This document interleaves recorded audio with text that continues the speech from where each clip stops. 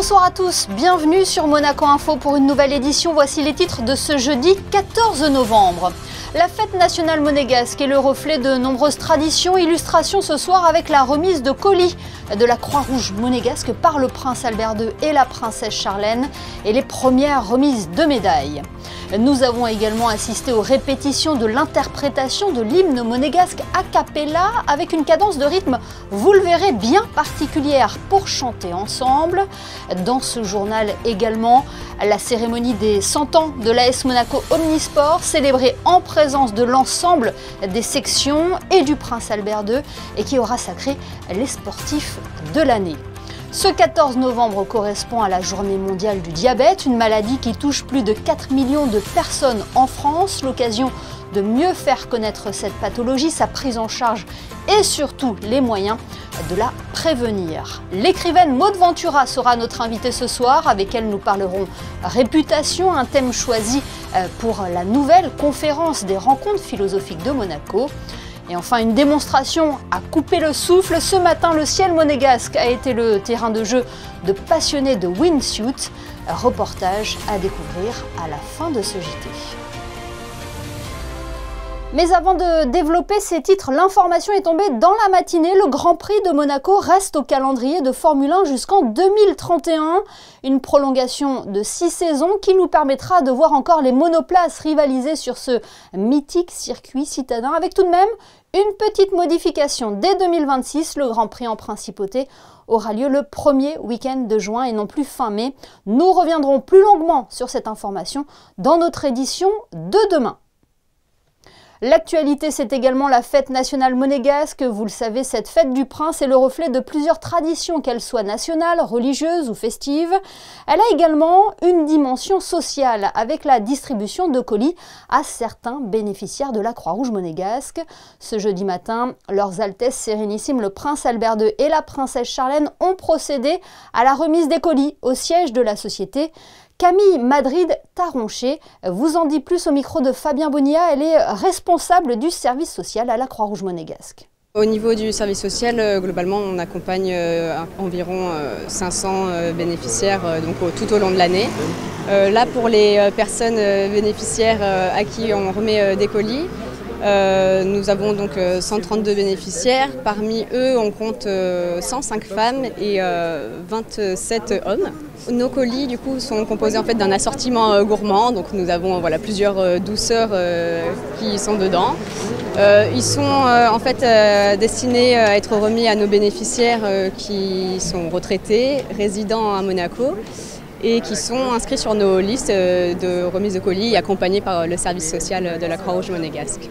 Et pour la petite anecdote, 2 bénéficiaires de la Croix-Rouge monégasque sont centenaires. Autre événement qui se déroule en amont de ce 19 novembre, c'est l'attribution d'insignes et de distinctions. Les cérémonies ont débuté aujourd'hui avec les médailles du travail. Elles ont eu lieu au musée océanographique en présence du ministre d'État Didier Guillaume et du ministre des Affaires sociales et de la Santé Christophe Robineau. Cette cérémonie, comme toutes les autres, sont à retrouver en intégralité sur notre antenne et sur notre chaîne YouTube. Après les médailles du travail, ce sont les médailles d'honneur pour la fonction publique qui ont été remises dans l'après-midi. Elles rendent hommage aux fonctionnaires et agents de l'État qui assurent quotidiennement l'efficacité de l'administration monégasque et assurent ainsi l'efficacité de son fonctionnement. Nous en profitons pour saluer la médaille de notre journaliste que vous retrouvez également à la présentation du JT, Fabien Bonilla, pour ses 20 ans de service. Fabien, qui a suivi une répétition bien particulière à l'approche de cette fête nationale, la répétition de l'hymne monégasque chanté a cappella. Cette version qui avait été dévoilée lors de la fête du prince en 2018 nécessite le respect d'une cadence bien particulière. Un procédé a été mis en place pour la respecter. Les détails dans ce reportage. Le découpage de chaque phrase en 8 temps, en 8 cases. Il est 8 h, nous sommes dans la caserne des Carabiniers du Prince, boulevard de Belgique. Une vingtaine d'entre eux se sont réunis pour se perfectionner dans la manière d'interpréter l'hymne monégasque. Ils sont autour du chef de l'orchestre, Olivier Dréau, qui a conçu une méthode bien particulière. C'est très simple, chaque phrase de l'hymne est découpée selon un quadrillage de 8 cases. 8 cases parce que 8 temps. Et dans la répartition de ces temps, il y a un temps fort, un temps faible, un temps fort, un temps faible, et une succession de temps forts et de temps faibles, qui pour nous les militaires peuvent être aussi représentés par le pied gauche, qui est le temps fort lorsque l'on défile, et le pied droit, le pied gauche, le pied droit. Et il est beaucoup plus facile, beaucoup plus aisé pour tout le monde de lancer une cadence, de lancer une marche, même sur place, en alternant gauche, droit, et ensuite, avec les yeux et les lettres rouges, qui ne doivent être chantées que sur les pieds gauches, de caler la voix sur ce balancier en fait qui n'est que le métronome des musiciens.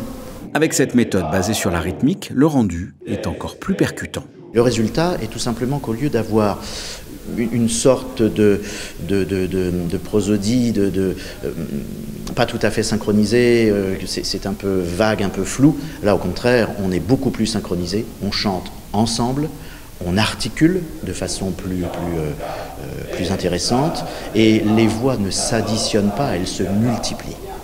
Donc le phénomène acoustique est vraiment très efficace, on arrive à être sans crier, sans forcer la voix, à être beaucoup plus impressionnant. Pour la fête nationale, nous serons une 60aine de chanteurs dans la cour. Je pense qu'on va obtenir un blast, un impact qui sera bien supérieur. Les carabiniers ont reçu cette formation ainsi que les sapeurs-pompiers qui seront présents ce 19 novembre dans la cour d'honneur du Palais Princier.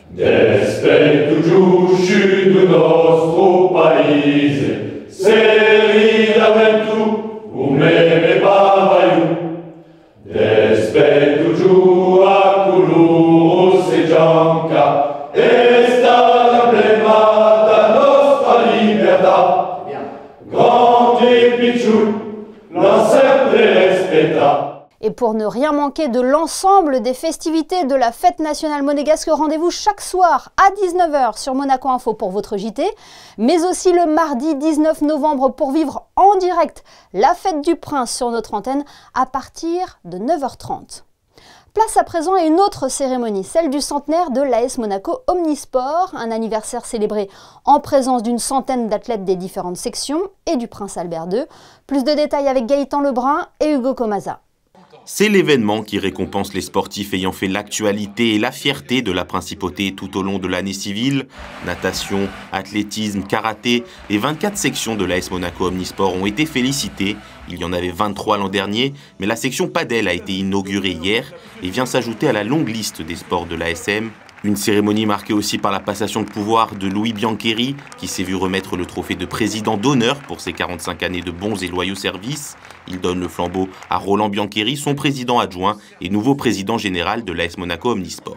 C'est une grande mission que m'a confiée le président Biancheri. Alors c'est assez gag parce que si on joue la petite anecdote, un Biancheri remplacé par un Biancheri parce qu'il se trouve que je m'appelle aussi Biancheri, même si on n'a pas de lien de famille. Mais c'est une grosse machine qu'il a mis en place avec beaucoup de bonne volonté autour de lui, avec beaucoup de rigueur. Et je vais essayer d'être à la hauteur avec un groupe de personnes qui veulent essayer un petit peu de rénover un peu le contenu, et on va essayer d'accompagner au mieux les jeunes générations parce qu'il faut se tourner vers l'avenir, vers nos graines de champions comme on l'a dit ce soir, et à partir de là essayer de recontinuer. On recommence ce qui a été fait dans l'air du temps. Comme chaque année, l'ASM a élu les 2 athlètes de l'année, un trophée qui récompense le sportif et la sportive qui se sont distingués un peu plus des autres, notamment grâce à leur performance. Cette année, c'est Cassandre Beaugrand, championne olympique de triathlon au JO de Paris, et Théo Andan, spécialiste du 4x400 en athlétisme, est présent lui aussi aux Jeux olympiques. Je suis très content d'avoir gagné ce trophée ce soir, je ne m'attendais pas trop. C'est la 5e fois pour moi et voilà, même si cette année c'était une année un peu plus compliquée que les autres, voilà, je suis toujours très content de remporter ce trophée. Voilà, l'ASM c'est vraiment un club pour moi qui me donne beaucoup de choses et je suis content, voilà, de les représenter à l'international, surtout là cet été aux Jeux Olympiques.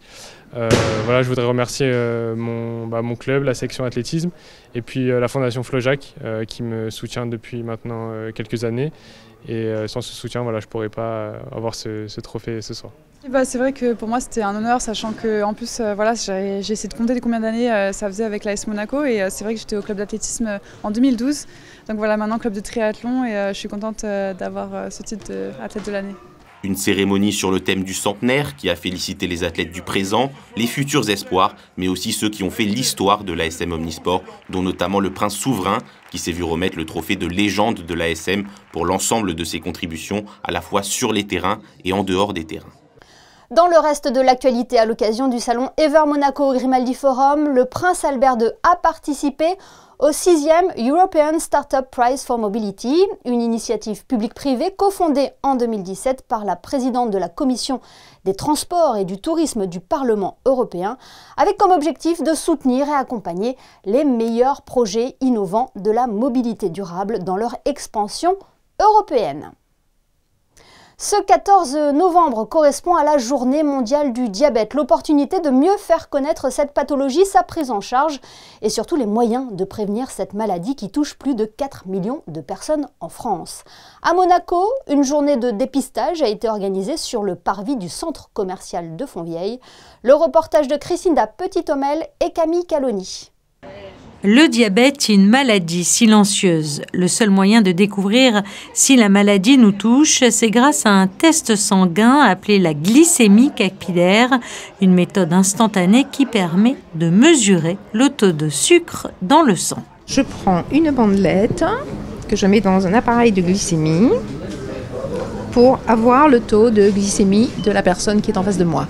On a rempli un questionnaire pour savoir un petit peu ses antécédents, son poids, sa taille et surtout s'il y a des antécédents de diabète dans la famille. C'est important de se faire dépister. On prend 5 minutes sur notre temps et c'est assez rapide.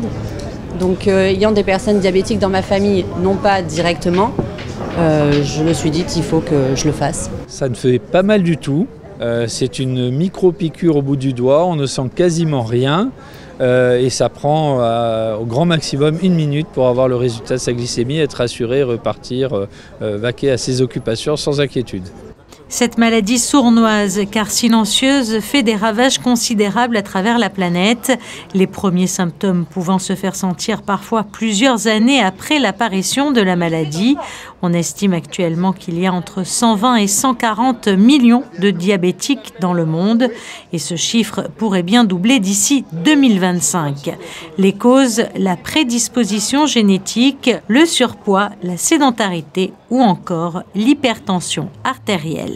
La problématique du diabète, c'est une maladie silencieuse qui est à l'origine de nombreuses complications, essentiellement des complications vasculaires, microvasculaires ou macrovasculaires, donc un risque de maladies cardiovasculaires, d'accidents cardiovasculaires, d'accidents vasculaires cérébraux, de maladies coronaires ou d'artérites des membres inférieurs. Lors de ces opérations, vous avez souvent des cas positifs? Ce matin, par exemple, j'en ai déjà eu deux personnes qui n'avaient pas d'antécédents de diabète dans la famille et à qui on a découvert un diabète, donc ils sont allés voir le médecin, d'où l'importance d'avoir un médecin diabétologue avec nous quand on fait des journées comme ça de dépistage. Malheureusement, c'est souvent arrivé au stade des complications que les personnes découvrent alors qu'elles sont diabétiques, d'où l'intérêt d'un dépistage précoce. Si on est diabétique, les premières solutions, c'est adapter son hygiène alimentaire, avoir un exercice physique régulier. La perte de poids suffit parfois à améliorer l'équilibre glycémique. Si ces mesures diététiques, alimentaires et physiques, cette hygiène de vie ne suffisent pas, il faut alors consulter son médecin qui éventuellement vous adressera à un endocrinologue pour débuter un traitement.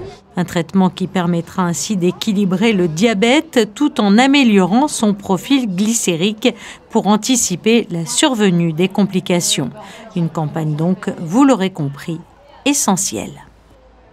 Les rencontres philosophiques de Monaco s'attaquent au thème de la réputation qui avait tant inspiré Georges Brassens. Elle est faite des opinions, des jugements, des façons positives ou négatives dont on est estimé ou considéré par autrui. Mais quelle place accordons-nous à notre réputation? A-t-elle évolué avec la révolution numérique? Pour le savoir, nous sommes avec l'écrivaine Maude Ventura, invitée des rencontres philo. Bonsoir. Bonsoir. Selon vous, pourquoi portons-nous beaucoup d'importance à l'image sociale que l'on renvoie à notre réputation? Je pense que c'est une question éternelle que celle de la réputation, une question philosophique d'ailleurs, celle de l'image que l'on renvoie de soi et du regard des autres. Et je pense qu'on aimerait s'en détacher, mais que c'est très difficile. Oui, parce que qu'elle soit bonne ou mauvaise, la réputation nous colle à la peau. Hein. Effectivement, la réputation, on ne s'en détache pas. La réputation est une opinion, une rumeur qui court autour de soi et c'est très difficile de s'en détacher. Et elle s'alimente aussi de nos actions, de nos paroles. Effectivement, la réputation court comme une rumeur autour d'actes, de faits et puis parfois elle est aussi cruelle parce qu'elle va s'attacher à un mot de travers et n'est peut-être pas toujours représentative d'une certaine vérité. Donc la réputation peut être trompeuse et en même temps elle est assez fascinante parce qu'elle est aussi ce qu'on donne de soi sans le vouloir, ce bruit qui court qu'on ne peut pas arrêter. Donc il y a aussi une certaine vérité dans la réputation. Et qui peut être amplifiée avec l'essor des réseaux sociaux, hein. Effectivement, et d'ailleurs on parle à juste titre de réputation numérique, ce qui pose la question de la trace qu'on peut laisser et de cette réputation amplifiée, comme vous dites, à l'ère des réseaux sociaux. Et en même temps, la question de la réputation est totalement immortelle et je pense que même dans l'Antiquité, dans l'Iliade, Achille qui voulait la gloire et le respect de tous, se posait la question de son honneur, de sa réputation. Donc c'est aussi une question immortelle. Pour Gloria Origi, l'autre invitée des rencontres philo sur ce thème, la réputation n'est qu'une pure façade et est opposée à l'authenticité. Comme si nous avions deux égaux, c'est un sentiment que vous partagez également ? Je pense qu'il nous faudrait des heures pour débattre sur la question, mais je pense que j'ai envie de croire qu'il y a un fond de vérité dans la réputation parce qu'elle nous échappe, parce qu'on voudrait la maîtriser, la réputation, on voudrait la décider, la faire ployer et pourtant on ne peut pas. C'est quelque chose qui nous échappe et il y a peut-être quelque chose de vrai sur ce qu'on dit sur nous et on n'est pas toujours les meilleures personnes pour faire le portrait de nous-mêmes et donc il y a quelque chose de vrai aussi dans ce qui se raconte sur nous, même si c'est du oui-dire et des discours autour. Moi j'ai envie de croire que la réputation peut-être contient une certaine parcelle de vérité. Et est-ce que la réputation rejoint la popularité, la célébrité? On rappelle d'ailleurs le titre de votre dernier ouvrage, Célèbre, paru aux éditions L'Iconoclaste. Oui, la question de la célébrité et de la réputation sont très liées et c'est très intéressant de se pencher sur le cas de la célébrité parce que la célébrité serait peut-être une réputation à très grande échelle, avoir bonne réputation ou mauvaise réputation mais auprès de milliers ou de millions de personnes et dans le cas d'une personnalité publique, la question de sa réputation devient centrale et effectivement c'est une question que j'aborde dans mon roman Célèbre avec cette figure de chanteuse qui veut maîtriser sa réputation et elle comprend que sa réputation est un bien très précieux et donc elle est évidemment entourée de conseillers en images et de personnes pour la conseiller, pour essayer de modeler sa réputation.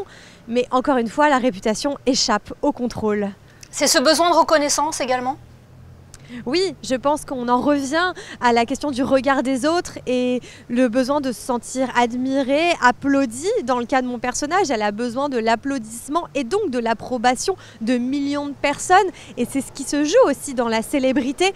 Mais c'est le cas aussi pour tout le monde, pour le commun des mortels. On peut toujours se poser la question de où est-ce qu'on trouve sa reconnaissance? Est-ce qu'on la puise dans nos proches, auprès de notre conjoint et de quelques amis? Ou est-ce qu'on a besoin que beaucoup de personnes nous valorisent et nous disent que c'est bien? Ça se pose aussi dans le monde du travail, la question de la reconnaissance. Et je pense que c'est une question vraiment fascinante.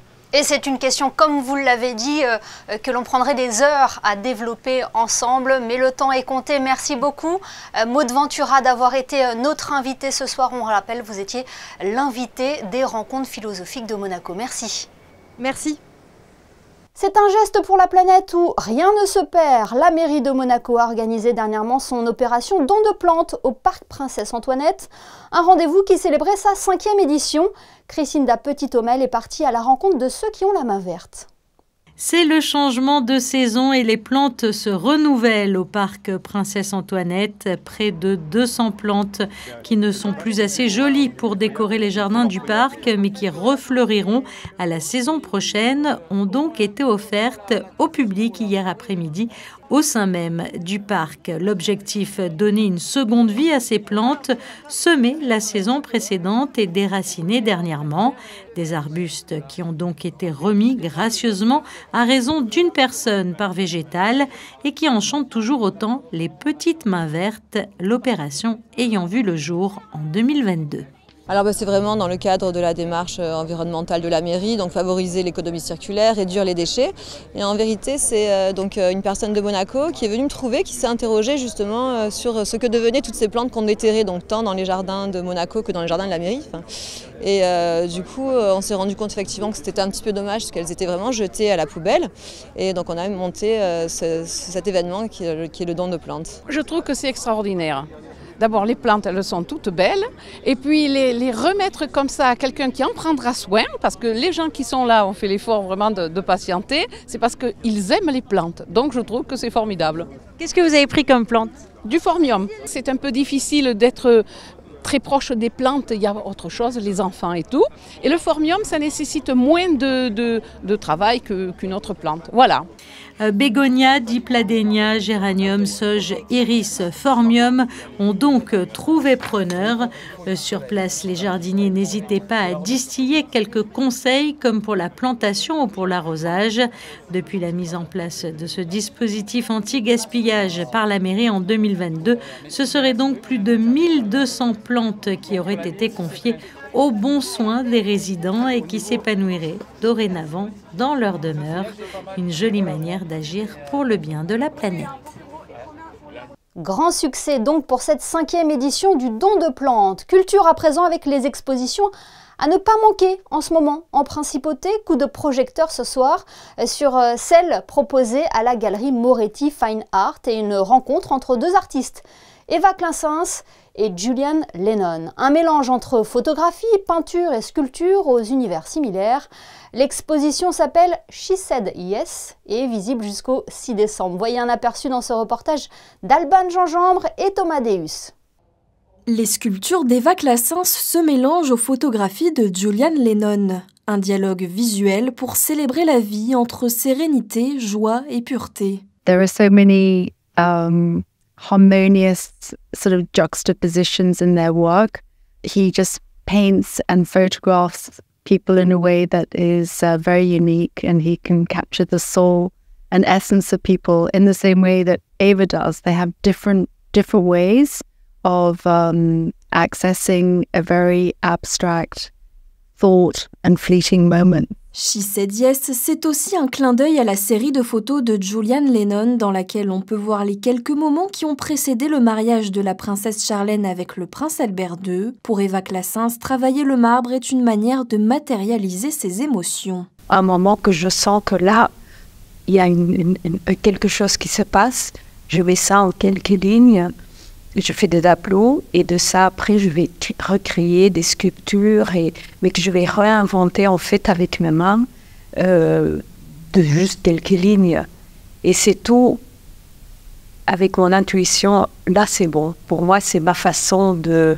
vivre, de me recentrer tout le temps, et c'est mon petit bulle à moi.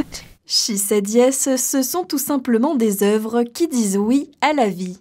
Les images qui vont suivre sont spectaculaires. Elles ont été tournées au petit matin dans le ciel monégasque. 5 sportifs de l'équipe Sky Unit se sont élancés depuis un hélicoptère pour une démonstration de wingsuit au-dessus de la Principauté. Juliette Rappert et Thomas Deus reviennent sur ce spectacle inédit. C'est encore dans la pénombre que l'équipe de Sky Unit s'est retrouvée à l'héliport pour préparer une performance unique. Leur objectif, réaliser un saut en wingsuit au-dessus de Monaco. Dernier préparatif avant le grand saut. Là, on est en train de s'équiper, de vérifier que tout est OK. Bon, on l'a déjà vérifié plusieurs fois, mais on n'est jamais assez sûr, donc on le vérifie chacun nous-mêmes. On va se vérifier entre nous ensuite, juste avant de monter dans l'hélicoptère. Dernière vérification, dernière répétition, et les 5 sportifs décollent au soleil levant. Et c'est à plus de 3300 mètres d'altitude que les wingsuiters se sont jetés dans le vide. Un vol spectaculaire atteignant des vitesses de pointe allant jusqu'à 250 km/h. Le wingsuit, ça veut dire combinaison ailée en anglais, donc c'est une combinaison avec des ailes qui permet de se mouvoir dans l'espace, de planer en fait. C'est une discipline du parachutisme, donc il y a la chute libre qui permet de sauter juste avec un parachute, et la wingsuit c'est une des disciplines du parachutisme qui permet d'avoir avec la combinaison un déplacement beaucoup plus long et en distance, en temps, dans l'air, ça permet vraiment de se mouvoir comme un avion qui plane. Donc c'est un peu plus technique. Ils ont traversé le ciel en formation, équipés de fumigènes rouge et blanc, rappelant fièrement les couleurs de Monaco. C'était incroyable, genre la vue, tout ça, la vue entre nous, de voir les fumées, la puissance des choses, c'était incroyable. Juste la sortie de l'hélico, c'était le truc que moi je suis sorti en dernier, donc je vois tout le monde tomber sur 200-300 mètres. C'est un sport un peu qui fait peur, on a l'impression c'est waouh, c'est réservé à des gens vraiment des fous furieux qui veulent se tuer. C'est pas du tout ça. C'est vraiment nous on le voit comment on partage le ciel avec nos amis et on aimerait casser cette image du truc inaccessible, casser cette barrière en fait avec le grand public et démocratiser un peu ça. Et c'est impressionnant à voir. C'est impressionnant pour nous de le faire, donc si on peut partager ça avec les gens et partager notre passion, c'est cool, quoi. Faire découvrir ce sport extrême au grand public pour éveiller la curiosité et pourquoi pas susciter des vocations chez de futurs passionnés. Le parcours il est un petit peu long quand même pour arriver à la wingsuit, ça nécessite pas mal de sauts en vent. Et si par contre ça lui plaît, tout simplement de foncer et de prendre un maximum de plaisir. Une jolie prouesse technique pour cette bande d'amis et une première dans le ciel monégasque. De bien belles images à retrouver également sur nos réseaux sociaux. Il est temps à présent de découvrir les prévisions météo. Avec vous, Alban Gingembre. Bonsoir Alban, quelle est la tendance pour la journée de vendredi ? Bonsoir Émilie, bonsoir à tous. La météo se maintient en principauté, un ciel dégagé et ensoleillé nous attend demain. Pas un nuage de prévu. Des températures agréables aussi avec 9 degrés le matin et 16 degrés l'après-midi. Une belle journée en perspective et en ce vendredi 15 novembre, nous fêterons les Albert sans oublier notre prince souverain. Une pensée donc aux princes souverains, à tous les Albert et à ceux également nés un 15 novembre. Ce journal est à présent terminé, merci de nous avoir suivis. On se quitte avec les photos de Manuel Vitali et la cérémonie du centenaire de l'AS Monaco Omnisport qui aura récompensé le passé, le présent et le futur. Demain, retrouvez Christophe Paco pour votre JT. Excellente fin de semaine à tous sur Monaco Info.